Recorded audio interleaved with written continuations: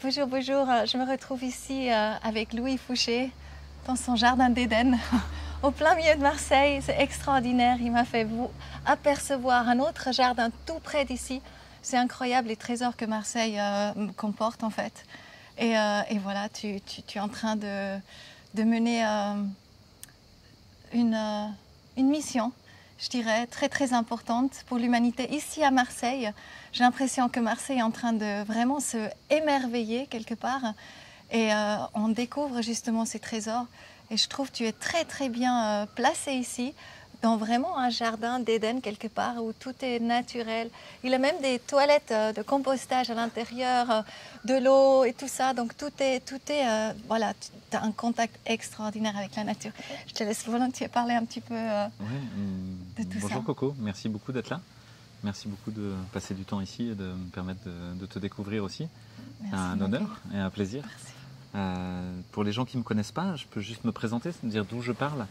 Je suis médecin anesthésiste réanimateur et je fais les deux versions de mon métier. L'anesthésie d'un côté, empêcher de souffrir, d'avoir mal, traverser une épreuve difficile et l'accompagner jusqu'à la guérison. Et puis de l'autre côté, la réanimation, prendre des gens qui sont très très très très malades et faire tout ce qu'on peut pour essayer de passer le cap, mais c'est pas sûr que ça marche. Et puis ça c'est mon métier et je suis praticien hospitalier à l'hôpital public. Je ne parle pas du tout pour mon institution, je le précise à chaque fois parce que je ne veux pas me mettre en conflit avec ma direction. Il se trouve que ça va se simplifier bientôt parce que je vais être en disponibilité dans quelques semaines de la fonction publique. Donc je vais être dans des espèces de grandes vacances non payées où les possibles s'ouvrent à moi. Mais qui me permettra de ne plus être en tension en fait, avec mon institution. Et dans mon institution, j'ai vraiment beaucoup d'admiration, de respect pour tous les soignants. Ils font tout ce qu'ils peuvent pour les malades, pour les gens qui ont été malades du Covid, pour tous les autres malades aussi, avec beaucoup de courage, beaucoup d'abnégation, dans des conditions de travail qui ne sont pas forcément faciles. Et donc je leur tire mon chapeau, je suis très, très admiratif de tout ce qu'ils ont fait. Et ça ne m'empêche pas d'être pas d'accord avec ce que propose l'administration et la direction de mon institution, mais ça c'est pas grave, c'est bien de ne pas être d'accord, ça nourrit normalement du dissensus et ça permet de faire émerger des choses intéressantes.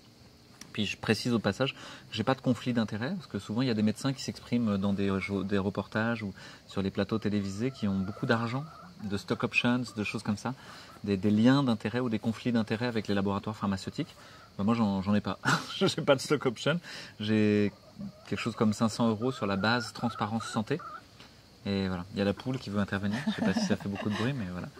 Et l'autre chose, c'est que avec la crise du Covid, on a initié un mouvement au départ qu'on jugeait être le mouvement de résistance, qui s'appelle Réinfo Covid, qui a 4 raisons d'être, qui est devenu beaucoup plus gros que tout ce qu'on attendait au départ, effectivement. Hein. Et maintenant, il y a plus de 95 collectifs locaux, avec des gens qui sont en Israël, en Nouvelle-Calédonie, en Australie, au Cambodge, à Tahiti, à Maurice, à La Réunion, à Mayotte, en Suisse, en Belgique, en Espagne, au Québec, voilà, et puis un peu partout en France. Et donc c'est devenu beaucoup plus gros et en fait les gens se sont emparés de cette idée. Puis petit à petit ils vivent leur vie et ils mettent plein de choses en œuvre dans leur quotidien et dans leur vie locale pour essayer justement de créer, comme tu disais, des terres d'accueil, des bateaux qui peuvent emmener les gens comme une arche de Noé pour survivre au déluge qu'on est en train de vivre et à l'espèce d'effondrement de notre société qui est en train d'arriver. Je pense que cette crise, c'est comme un monstre qui aurait été replié. On regarde la crise sanitaire et on regarde le virus, mais en vrai c'est aussi une crise de la science. On n'est plus capable de dire ce qui est vrai, ce qui est faux. Il y a des gens, ils sont dans une sorte de religion scientiste de la science pour dire « vous avez tort et dans cette étude il y a marqué ça ». Mais eux-mêmes ils se rendent compte que ça vacille parce que les études elles sont fausses, elles sont frelatées. Donc c'est une crise de la science, c'est une crise des médias. Les médias sont devenus les chiens de garde de pouvoir économique et qui sont là pour aboyer à tous ceux qui diraient autre chose et pour maintenir une narration, une doxa on dit, une opinion dominante et surtout désigner l'ennemi, tous ceux qui ne seraient pas d'accord, c'est les ennemis, il faut les faire taire. Comme l'Inquisition, tu sais, à l'époque de l'Inquisition. Donc c'est une crise des médias et des journalistes, c'est une crise du pouvoir politique. Ils ne représentent plus personne, en fait, ils sont en roue libre. Ils sont les marionnettes de pouvoir économique de multinationales du médicament. On l'a vu avec le président de la France, Il fait des vidéos maintenant où il est comme le VRP. Tu sais, le VRP, c'est le vendeur porte-à-porte qui vient toquer à ta porte pour te vendre. Dire, ah ouais, ça c'est super. Ça y est, c'est le VRP d'AstraZeneca, de Pfizer. C'est tout. Ça n'est plus que sa mission et c'est un acteur en fait. C'est même plus quelqu'un, il n'a pas de substance, il est rien quoi. Il est comme un enfant malheureux qui joue des rôles trop grands pour lui parce qu'en fait il est triste et seul. Mais il représente plus rien. Il a été élu sur un mensonge, enfin voilà, on n'a pas besoin d'aller plus loin. Mais donc c'est une crise de la représentation démocratique avec toutes les institutions démocratiques qui vacillent, le Parlement qui valide des lois à 5 heures du matin à 50 députés en les faisant revoter alors qu'elles avaient été retoquées à 23 heures. Ils les font revoter alors que tout le monde est parti à 5 heures du matin pour les passer quand même. Un truc où il y a quelque chose qui ne va pas. On est très loin des votations en Suisse. Hein. Oui, mais même en Suisse, c'est pas... Même en Suisse, c'est un peu pareil. Ouais. C'est une crise globale, de toute manière. Tu as le Conseil constitutionnel qui avalise une loi qui est manifestement inconstitutionnelle sur le pass sanitaire en France.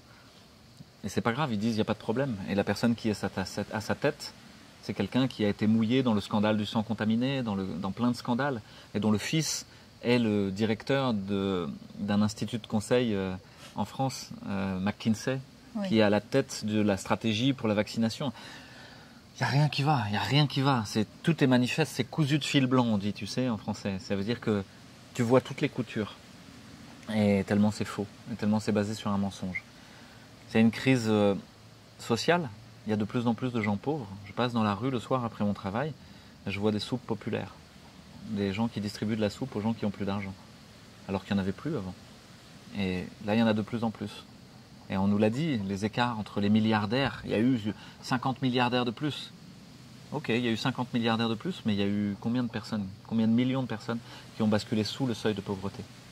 C'est une crise de la santé mentale. Il y a de plus en plus de gens tristes, malheureux et seuls, dépressifs. En fait, c'est une crise de l'école. L'école prend plus soin des enfants, elle est en train de leur faire du mal, de leur mettre des masques, de les forcer à se vacciner. C'est une crise de tout. De tout le système actuel en place. Quoi. Si tu déplies le monstre, en fait, on est arrivé à un point d'orgue. Voilà. À un moment, à la fin du morceau, tu sais. Ah oui, tu sais que ça va exploser. Tous les flonflons se mettent ensemble.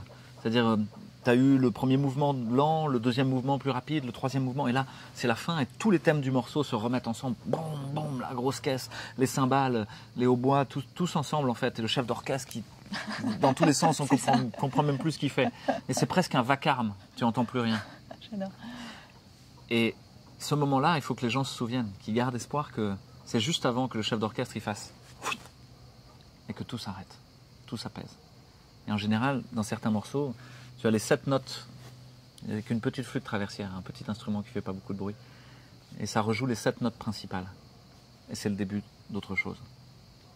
Et ça a survécu. Et donc, on est à ce moment-là, si tu veux, à un moment où la tempête souffle dans tous les sens, mais où il y a des bourrasques. Mais en fait, on pense qu'on traverse le désert, mais on est en train de randonner vers l'oasis, vers l'endroit où on va pouvoir se reposer, être ensemble, se rafraîchir et boire à nouveau. Et donc moi, j'ai beaucoup d'espoir, en fait. Je crois que j'ai jamais rencontré autant de personnes dans cette crise que dans toute ma vie. De personnes merveilleuses, lumineuses, qui m'apportent plein de choses. Je découvre tous les jours des nouvelles choses sur la médecine. Je pensais que je comprenais la médecine, que j'avais compris, que j'avais 15 ans de carrière, 12 ans d'études, ok, j'avais fait le tour.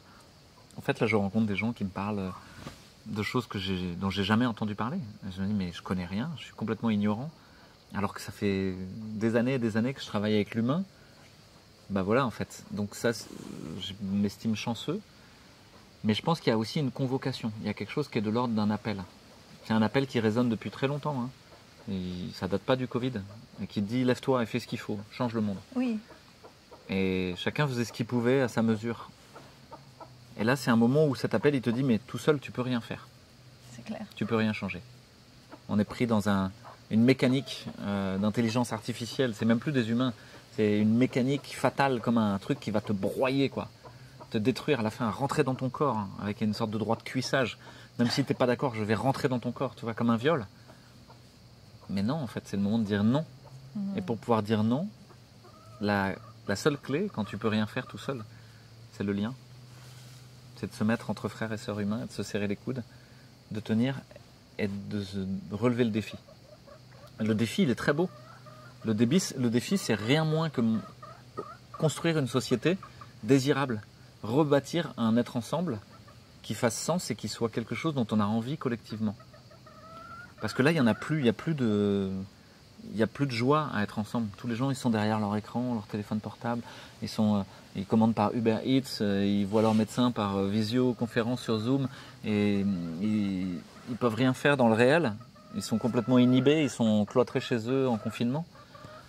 Ah, mais par contre, dans le monde numérique, là, ils ont une épée magique, ils peuvent tuer des trolls, des monstres et avoir des pièces d'or. Mais c'est pas vrai, quoi. C'est une illusion. Ouais. Donc, c'est le moment, je finis là-dessus, hein, c'est le moment, en fait, de renouer avec le réel, de revenir dans la matière. Oui, c'est ça. Et pour transformer la matière, de se rendre compte que j'ai besoin de l'autre. Et que là, j'ai une force infinie, et une puissance infinie de transformation. Et quand tu vois ce qu'on a réussi à faire avec Réinfo Covid, il y a beaucoup de gens qui ne se rendent pas compte. Ils pensent c'est des dangereux complotistes qui font... Mais non, c'est des centaines de milliers de personnes, en fait, qui se sont mises ensemble pour essayer de faire un monde meilleur. Il y a des artistes, il y a des gens qui réfléchissent sur la monnaie, il y a des permaculteurs et des agriculteurs et des gens qui réfléchissent sur la biodynamie, l'agriculture biologique. Toi, qui se sont mis ensemble et qui phosphorent avec des citoyens. Il y a des gens qui réfléchissent à comment on fait la santé. Qu'est-ce que c'est être en santé? C'est avoir un médoc, un vaccin fourgué par une entreprise qui veut ta mort, en fait. C'est juste ton pognon. Non, sûrement pas. C'est plus loin que ça. Et en fait, Réinfo Covid, c'est tout ça. Ensemble. Et en plus, qu'elle fait des graines partout. C'est-à-dire qu'aujourd'hui, les collectifs locaux, ils font plus et mieux que tout ce qu'a fait Réinfo Covid national. C'est-à-dire que nous, on est un petit groupe de personnes déterminées qui avons commencé à travailler. Et il y a des gens qui ont pris le relais. Ils se sont saisis de cette... Comme si on avait mis à feu, tu vois. Il y avait une étincelle. Et ensuite, ça y est, c'est un feu de joie. Donc c'était vraiment l'idée de mettre en lien, de souffler sur les braises, de rassembler toutes ces petites braises éparses qui sont un peu partout et toutes seules qui vont s'éteindre, les mettre ensemble pour qu'elles fassent un grand feu. Quoi. Et qu'elles finissent de consumer ce vieux monde qui doit disparaître et qu'elles fassent jaillir autre chose. C'est très beau, c'est trop beau, c'est ce que tu dis. Mais je crois que c'est hyper intéressant aussi parce qu'avant on était dans un autre lieu justement et tu m'as montré vraiment un autre jardin d'Éden. Oui. Voilà, d'abord c'était une terre super aride. Aujourd'hui encore cette terre aussi où les gens font du BMX, etc. Regarde, c'est trop joli. Peut-être j'arrive à le choper. Non, elle veut pas. Elle veut pas. Elle est trop chou. Elle se laisse porter en fait. Elle est trop chou. Et c'est les gens qui se sont mis ensemble pour créer un jardin exceptionnel au lieu d'un immeuble qui aurait été... Je peux t'en parler un petit peu pour en parler aux auditeurs parce que on a besoin de sources d'inspiration, il y a besoin de héros, il y a besoin d'héroïnes, de gens qui vont aller plus loin que ce qu'on aurait fait naturellement, vont sortir de la zone de confort et nous montrer qu'en fait, ce qu'ils font, c'est très très beau et que c'est admirable et que ça donne envie de faire pareil. Et tu sais comment il s'appelle ce jardin? Non. Le jardin des fadas. Des fadas. Les fadas. Ah, c'est fou. Chez les Provençaux, c'est les fous. Oui, c'est ça. C'est les fous qui veulent aller plus loin. Et donc, c'est normal qu'on soit vus comme des fous. Mais ce qu'ils ont fait, c'est que tu avais un immeuble et puis un terrain vague. Puis il y avait la moitié des gens de l'immeuble qui voulaient construire un autre immeuble, parce que ça permettait de gagner un peu d'argent. Et on peut comprendre, on a tous besoin de survivre. Mais ils étaient prêts à fourguer une partie d'eux-mêmes, à donner une partie d'eux-mêmes, à dire ok, c'est bon, on lâche.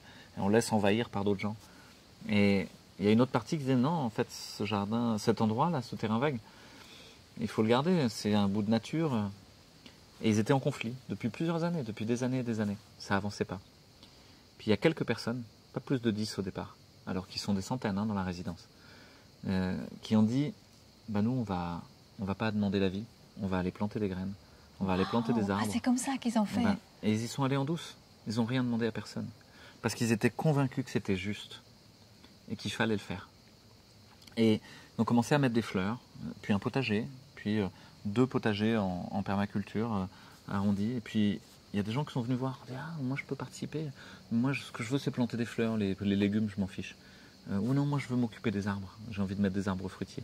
Puis il y en a d'autres qui ont dit, moi je sais rien faire de tout ce que vous faites, mais par contre je veux bien m'asseoir là et regarder.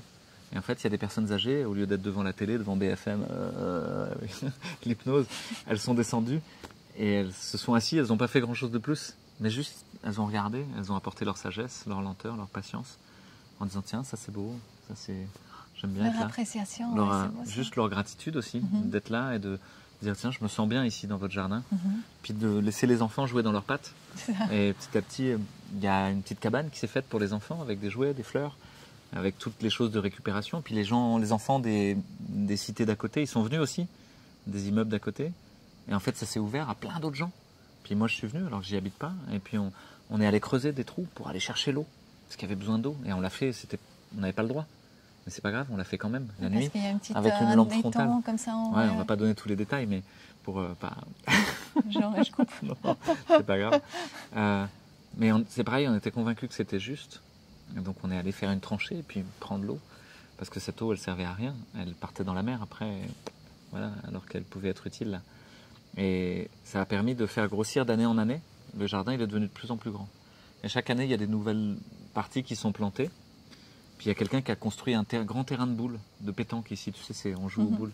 Parce que ça, les gens, ils aiment bien et ça les réunit en fait.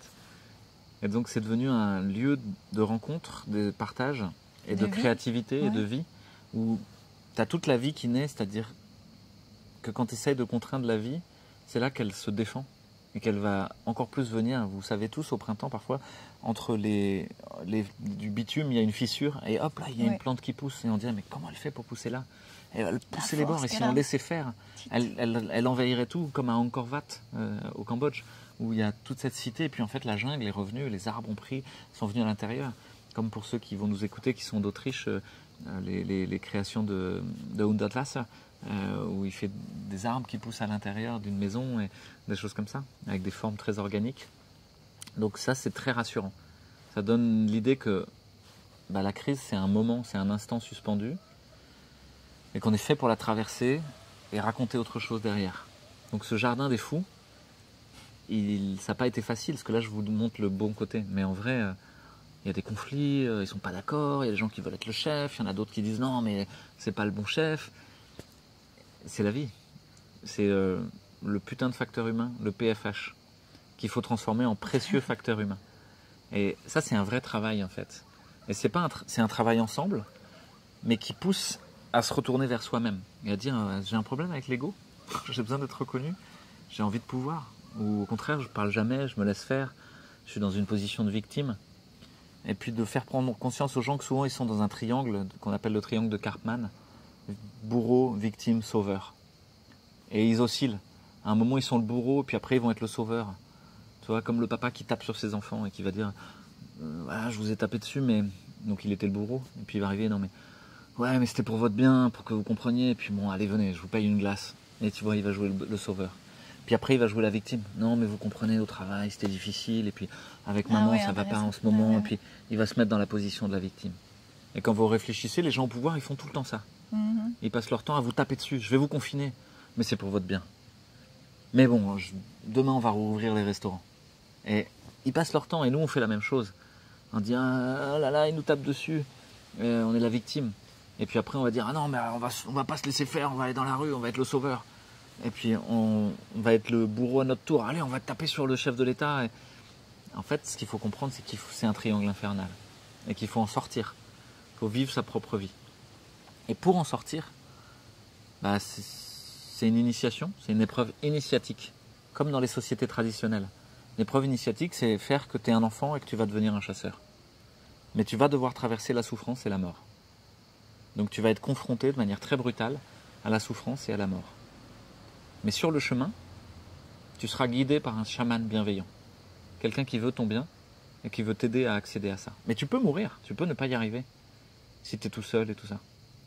Donc, quand tu vas passer cette épreuve initiatique, et on n'a pas dit que ça allait être facile, hein, chez les Wayana, on leur accroche des crochets dans les tétons et tu vois, ils doivent tirer jusqu'à s'arracher, en fait, la peau. Et il y en a d'autres, on les enterre pendant 3 jours, on les suspend la tête en bas à un arbre. C'est toujours dur, en fait, tu risques de mourir. On n'a pas dit que ça allait être facile, en fait. Il n'y a personne qui a dit que ça allait être facile, là, ce qui est en train de se passer. Donc, il y a des gens, ils regardent ce qu'on dit, là, et ils disent oh, c'est des doux rêveurs, des utopistes. Déjà, il faut de l'utopie. S'il n'y en a pas, il n'y a aucune chance qu'on y aille, quoi. Et ça a toujours été des utopies. Le christianisme, le catholicisme, le communisme, la République, c'était des utopies. La réalité, ça n'a jamais été à la hauteur de ce qu'avait été rêvé au début. Mais c'est pas grave, ça a permis de conduire les gens vers autre chose et de les mettre ensemble, de les grouper pour qu'ils reprennent contact avec le vivant et avec la matière. Et je crois qu'on est à ce moment-là, en fait, où on doit traverser quelque chose de très dur. mais qui nous amène à une compréhension plus vaste et plus grande. Parce qu'à la fin, le chasseur, l'enfant qui est devenu un chasseur, ça y est, il a le droit de toucher à l'arc et aux flèches, aux armes, il a le droit de chasser les bêtes, d'aller dans la forêt avec, d'aller au conseil des hommes. Mais en même temps, il a un surcroît de responsabilité. Il doit nourrir la tribu.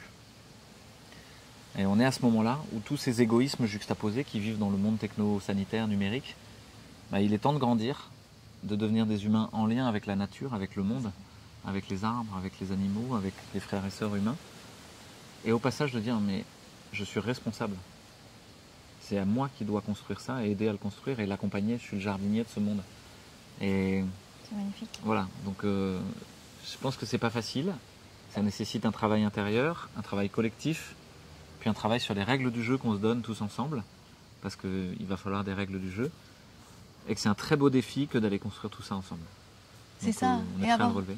C'est ça, avoir cette vision claire, et c'est ça qui me plaît beaucoup chez toi, parce que tu as une vision, vraiment une panoplie de différentes, quelque part, mondes à construire. Et tu l'injectes, en fait, vous l'injectez, parce que je pense que c'est vraiment, et vous êtes beaucoup aussi, mais tu es la porte-parole vraiment à injecter, en fait, ces différentes visions.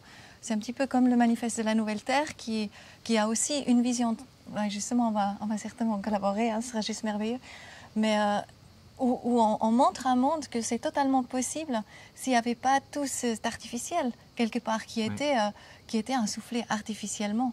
Oui. Parce qu'à l'intérieur de nous, vie quand même, c'est extraordinaire qui on est et de quoi on est capable. On voit peu d'hommes justement qui ont créé des très très grandes choses.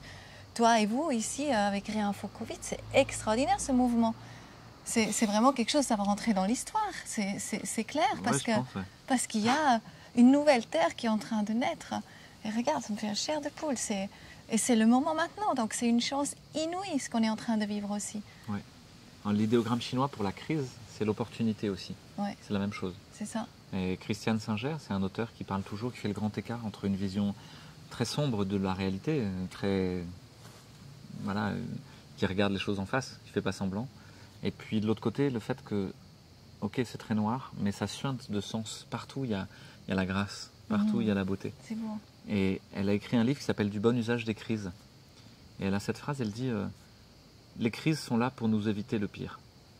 Donc vrai. Elles sont une chance qui nous sont données. Oui. S'il n'y avait pas eu ça, on était droit dans le mur. Exactement, Ouais. sans réfléchir, on accélère destruction encore. de tout, voilà, on ne fait pas attention, c'est fou. Il y a encore plein de gens qui sont dans le déni. Et pour moi, il y a une question de proportion, comme dans la nature, tu sais, c'est des jeux d'équilibre en biochimie. Quand il y a beaucoup de concentration d'un produit et moins de l'autre, ça s'équilibre en fait. Et là, je crois que tout est prêt. Les gens, ils sont déjà culturellement prêts à l'idée qu'on est en train de détruire ce monde au niveau environnemental, tu vois. On est en train de détruire socialement les choses, de séparer les gens. On est en train de détruire... Tu crois qu'ils sont conscients, vraiment ? Je pense qu'ils sont conscients, mais que pour le moment, ils se défendent. D'accord. Il y a ce qu'on appelle un déni. Quand tu fais un diagnostic d'une maladie grave à quelqu'un en médecine, on nous apprend ça à l'école de médecine, il y a quelques petites choses intéressantes quand même.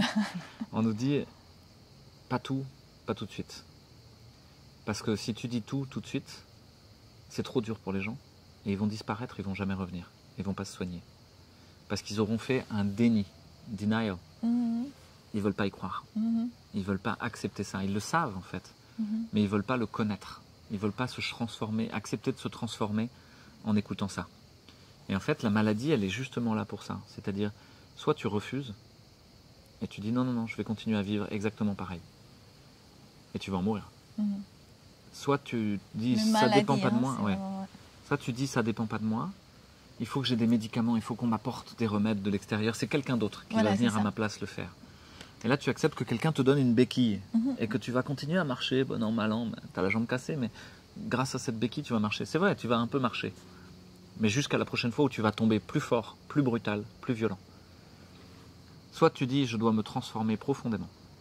Toute ma façon de vivre ne va pas. Il faut que je change, que j'arrête de fumer, que j'arrête de manger de la merde, et que j'ai des pensées qui me nourrissent, que je rencontre des gens qui vont bien plutôt que d'être qu'avec des gens qui me font du mal.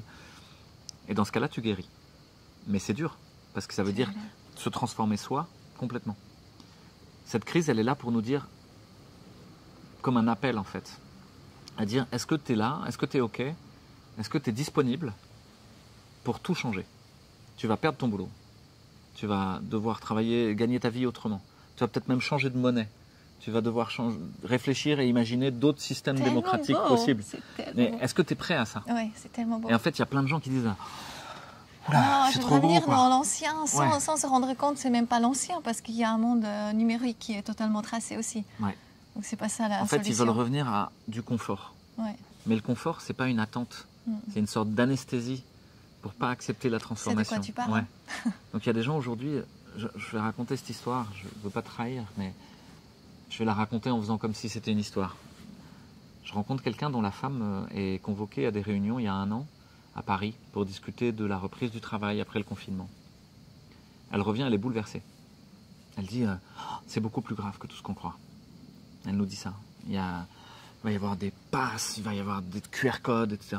On dit non, mais t'es folle.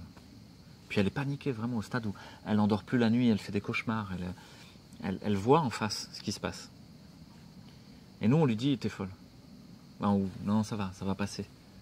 On l'emmène voir un psychiatre qui lui dit t'as une bouffée délirante, aiguë. Tu délires. C'est du délire, c'est pas vrai. Je vais te donner des neuroleptiques, des médicaments pour éteindre ce que tu vois. Alors elle prend ses neuroleptiques et elle continue. Et je discute avec son mari, et qui est un ami. Et il me dit je suis un peu perdu là. Viens, on va jouer aux jeux vidéo. Et il sort une vieille console qu'un copain lui a prêtée alors qu'il a 40 ans. Tu vois? Et une console de jeu. Et il me fait jouer à un jeu de bataille où on se tape dessus. Tu vois? Pour sortir toute la violence qui était dedans. Et lui, il s'en rend pas compte. Mais moi, je vois ça et je me dis, waouh, il est en train de s'anesthésier dans les jeux vidéo. Et il sort toute la violence qu'il ne peut pas sortir dans dans le monde. Il la sort dans le monde numérique. Et en fait, il y a beaucoup de gens qui sont pris là-dedans, qui hyper investissent le monde numérique et désinvestissent le monde réel parce que c'est trop dur. Mais ils sont dans un état où ils disparaissent d'eux-mêmes progressivement. Ils n'investissent pas leur vie. Ils prennent congé d'eux. Ouais. Et c'est pas un état durable. C'est un état où ça va revenir plus fort et plus violent. Oui, ben quand on se réveille, quoi. Ouais. Plus dur sera la chute, plus dur. Tu sais, on dit le lendemain de cuite. La cuite, c'est quand t'as trop bu. Oui, c'est vrai. Le soir, tu rigoles, mais le lendemain, aïe, aïe, aïe, j'ai mal au crâne. Et en fait, là, on va avoir beaucoup de gens qui vont avoir un lendemain de cuite très difficile. Et je crois que c'est aussi notre rôle d'en prendre soin, d'accepter l'idée que c'est pas des ennemis, c'est pas des gens qu'il faudrait vaincre. Non. C'est prendre avec nous, hein. Des gens dont il faut prendre soin, voilà, exactement. Ouais. Et dire tu veux venir, viens, en fait. Moi, je te propose de changer de monde carrément. On refuse personne. Et si tu veux rester dans ce monde-là, vas-y, reste-y. Mais me force pas, par contre. Ouais. Là, par contre, je mettrai ma barrière. Tu ne me vaccineras pas si je ne veux pas être vacciné. Tu ne me feras pas continuer à vivre dans le pillage des ressources de l'Afrique, de l'Amérique du Sud. Ça y est, j'ai compris, je veux pas ça, en fait. Donc, je crois qu'on va vers un dénuement volontaire, une sobriété heureuse, moins de choses, mais plus vraies. Moins de possession, mais plus de vie. Et qu'il y en a qui sont prêts. Et ceux qui sont prêts, bizarrement, c'est ceux qui ont le moins. C'est-à-dire que quand je regarde les gens qui résistent, et les gens dans Réinfo Covid, ok, il y a des personnes qui sont bourgeoises, qui ont fait des études, mais pas tant que ça. Il y en a. Mais la majorité des gens, c'est plutôt des gens simples, en fait. Parce que ces gens simples, ils ont perçu avec le cœur et avec le ventre qu'ils n'avaient plus rien à gagner dans le monde qu'on leur propose. Et s'ils n'ont plus rien à gagner, ils n'ont plus rien à perdre. Et donc ils sont prêts à changer. Donc au début, on a dit qu'on était des résistants. Je vous ai dit ça au début. Mais parce que ça, c'est l'héritage de la guerre de 39-45 et de tout un imaginaire où on résiste contre le déferlement totalitaire. Mais petit à petit, on a réfléchi, on s'est dit, non en fait, nous on est les gardiens du vivant. On est là pour permettre que le vivant y regrandisse à nouveau une fois que la poussière sera retombée. Donc la poussière, là, il va y en avoir partout, hein. Ça va être très violent. Ça va être d'autant plus violent que les gens y résistent, d'autant plus violent que les gens y se soumettent. Si les gens ils arrêtent de résister et qu'ils font autre chose, ils prennent une voie de la non-violence. Et la non-violence, c'est...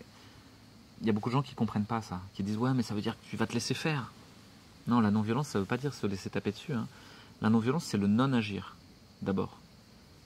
Comme Masanobu Fukuoka, c'est un livre de quelqu'un qui s'appelle Masanobu Fukuoka, qui est un des premiers à avoir parlé de permaculture et qui parle de l'art du non-agir, justement, et ça s'appelle La révolution d'un seul brin de paille. On ne pas rentrer dans la réaction. Et, ouais, arrêter de nourrir l'ennemi. Arrêter de lui donner ta force parce que tu résistes. Laissez tomber. Comme en aïkido. L'adversaire, qu'on appelle un partenaire, en fait, il va t'attaquer. Et si tu restes en face, ça va taper. Ou si tu essaies de résister, de parer le coup, ça va pas. Si jamais tu accompagnes son mouvement et que tu l'amènes par terre, il va tomber, en fait. Mais toi, tu t'es mis sur le côté. Tu t'es mis ailleurs. Tu n'es jamais touché. Tu es tout le temps en train de te mettre ailleurs que là où il t'attend. Et dans la doctrine de la non-violence, on parle de la deuxième jambe, c'est l'action directe. L'action directe, c'est qu'est-ce que je veux au fond. Oui. Oh. Manifester, par exemple, dans la rue aujourd'hui, ce serait demander à papa qu'il change sa loi. Tu vois. Mais papa, c'est pas papa déjà. Et il ne changera pas sa loi, c'est son programme. Et que c'est des multinationales du médicament, de la finance, qui lui ont dit fais cette loi-là pour contraindre ton peuple. Et donc il ne changera pas, il s'en fiche complètement.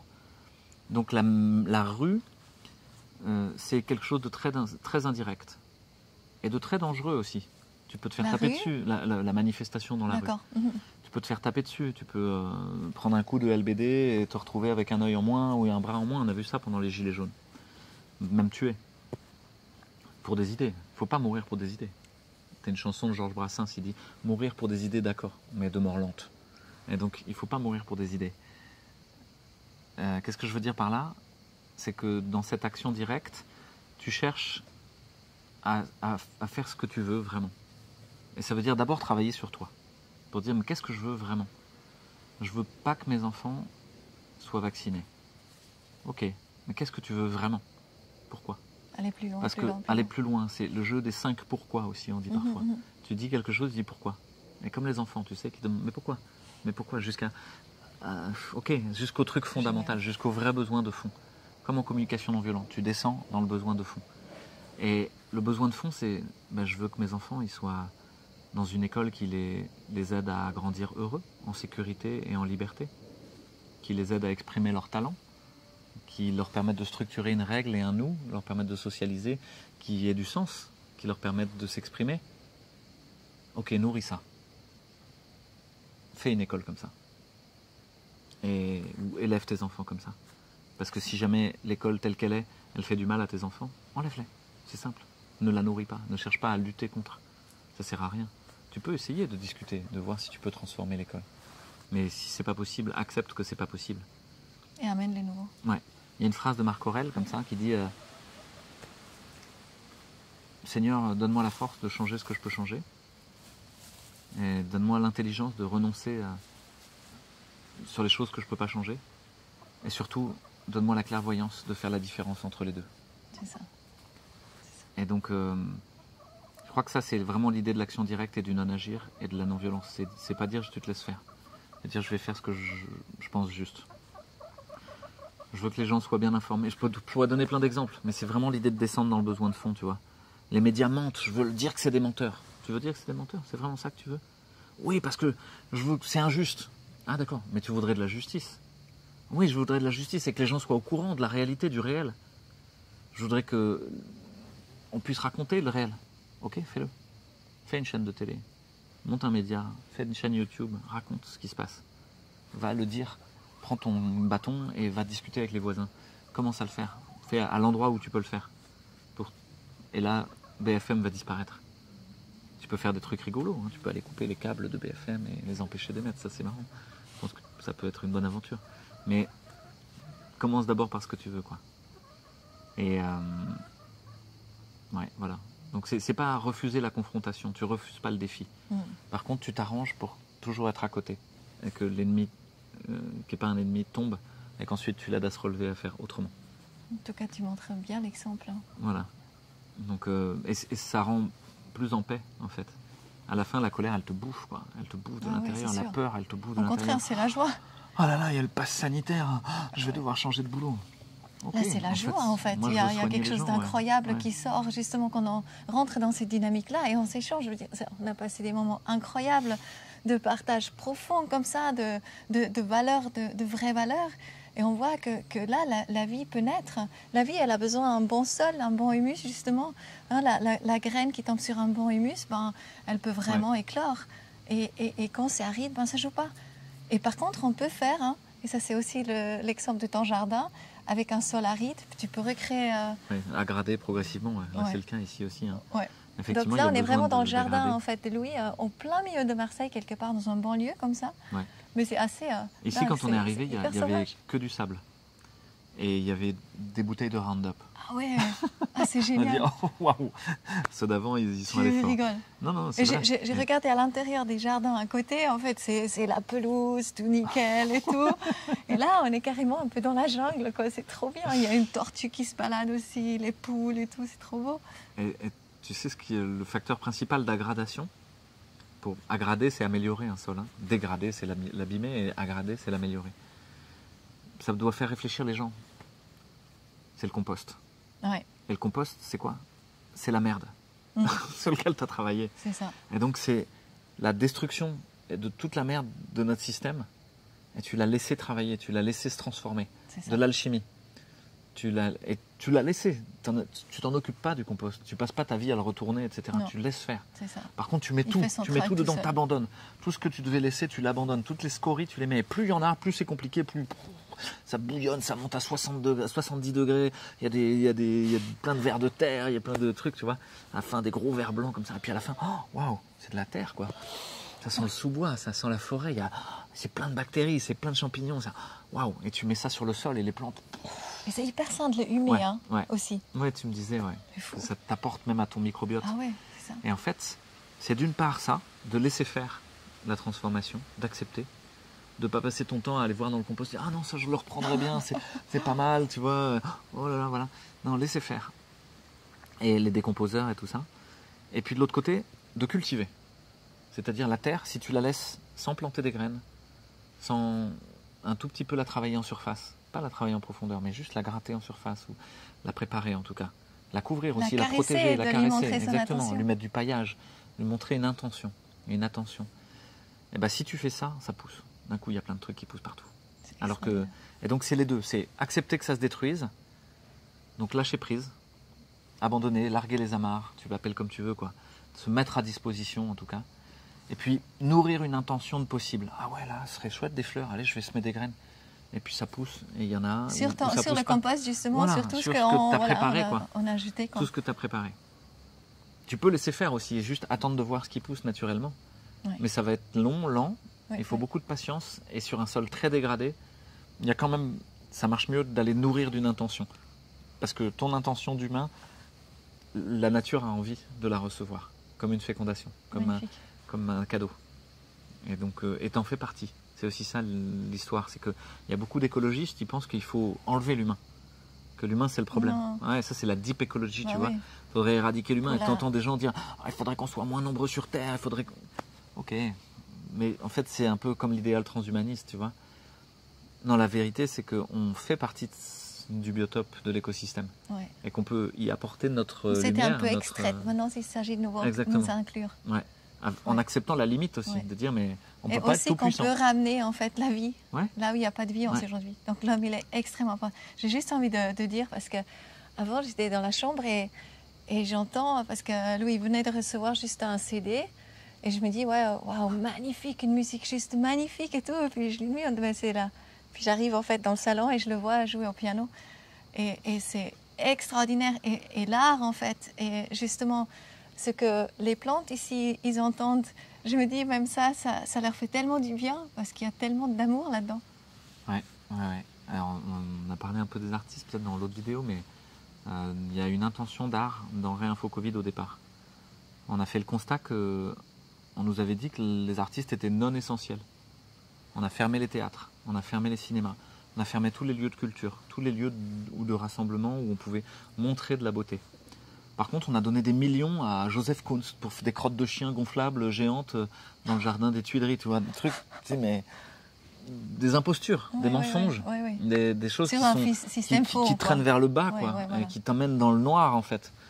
Et avec les gens de Réinfo Covid, on s'est dit, on a besoin de beauté, en fait. On a besoin d'une aspiration à plus grand, et on a besoin des artistes. Et donc, on a fait un groupe d'artistes. Alors, c'est des artistes, donc on leur demande rien, pas de procédure. C'est eux qui ils donnent s'ils ont envie de donner. Mais assez vite, en les rencontrant, en parlant avec plein d'eux, par exemple Tristan ou Miyuma ou voilà, Tatiana, il y en a plein, je ne pourrais pas tous les citer, voilà, je m'excuse pour ceux que je ne cite pas, mais il y en a vraiment beaucoup qui ont envoyé des vidéos de leur chaîne YouTube et beaucoup qui m'ont écrit, qui ont envoyé leur tableau, voilà, leur expression de leur art, des arts plastiques, graphiques, auditifs, des arts du mouvement, de la danse. Et donc un énorme merci à tous ces gens. J'aimerais leur écrire à chacun. Et en fait, voilà, j'en profite là pour leur dire merci et passer ce message-là. Là, tout récemment, des gens qui ont fait comme un c'est génial, en fait. C'est génial, regarde. Prends-la. Voilà, ouais, merci. Des gens qui ont fait comme un... Attends. Ah là, quand même là. C'est chouquette. C'est cocotte. Pardon. Ouais, je peux la reprendre. Elle aime bien, parfois quand elle est douce. Je suis contente parce que c'est vrai que c'est chouette de la voir, parce qu'on l'entend tourner qu'autour, parce que je pense qu'elle aurait bien eu envie de... Elle veut participer, ouais. C'est un animal très social, alors dès qu'on est là, elle a envie de venir. Il y en a deux en fait, Chouquette et Cocotte. Et ouais, je disais, les artistes, ils sont comme une antenne qui perçoit des choses que nous, on ne perçoit pas. Moi, je ne suis pas très artiste, mais eux, c'est comme des médiums. Comme une antenne 6G, j'avais dit, tu vois, pour dire ils ont un niveau de sensibilité qui est waouh, hors du commun et qui permet d'entendre tous les bruits subtils du monde. Et en ça, on a besoin d'eux parce que c'est eux qui nous montrent des choses qu'on ne pourrait pas voir autrement. Et par ce qu'ils vont produire, ils nous donnent plein d'idées, ils nous nourrissent le cœur, pas forcément la tête, mais ils nous nourrissent le cœur de plein de possibles en fait. Donc voilà, donc moi je pense qu'on a besoin des artistes qui devraient être au centre de la cité, au milieu, et qu'on... Ouais. Voilà, alors qu'aujourd'hui on n'a pas de modèle économique pour eux, ils sont obligés d'être subventionnés, on fait croire à tout le monde qu'ils sont un petit peu artistes, c'est vrai, je pense qu'on a tous ça un peu en nous. Mais aujourd'hui tu es artiste si tu fais le samedi après-midi du scrapbooking avec ton assos, quoi.